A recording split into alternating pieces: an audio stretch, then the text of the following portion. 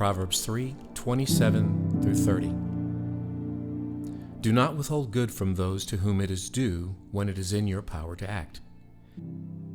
Do not say to your neighbor, "Come back tomorrow and I will give it to you," when you already have it with you.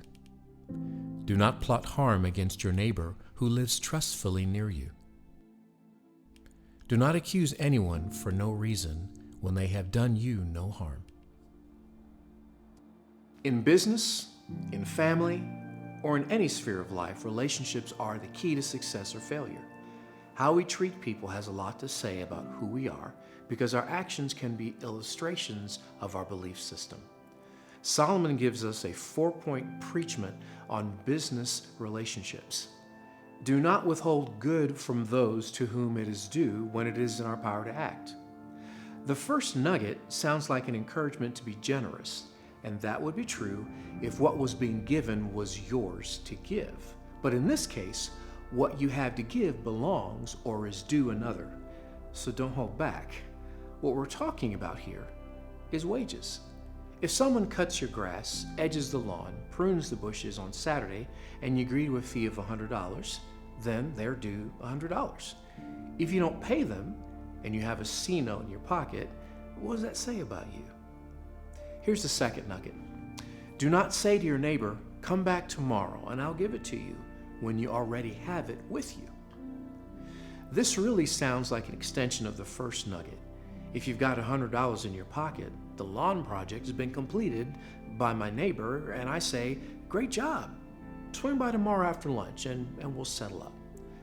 Well, what does that say about me as a businessman and a neighbor? Keep in mind the business or barter model of the ancient farmers. Whatever they grew fed their families first. The extras were stored. The remainder went to market, and a portion was used to trade with their neighbors for goods and services that the neighbors produced for their families for survival. This was a code of conduct and a communal commitment that was understood. What does it say about the person that withholds payment or goods from his neighbor? It says you have no honor. It says you're breaking the commitment in your community to take care of each other. Now the nuggets are taking shape, aren't they? Withholding, saying, "I'll pay you tomorrow," in a tightly knit ancient farming community is like setting people up to fail. It's definitely setting yourself up to fail because your character is on display for all to see. Nuggets 3 and 4 address breaking trust by evil plans and lying about your neighbors.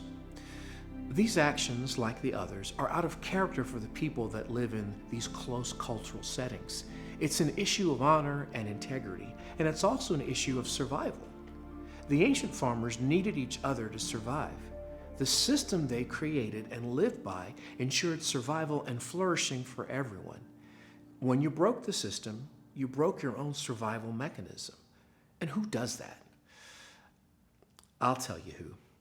Not the wisdom man and not the wisdom woman.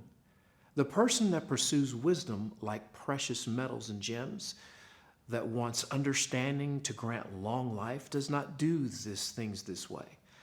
Why not? It's just bad for business.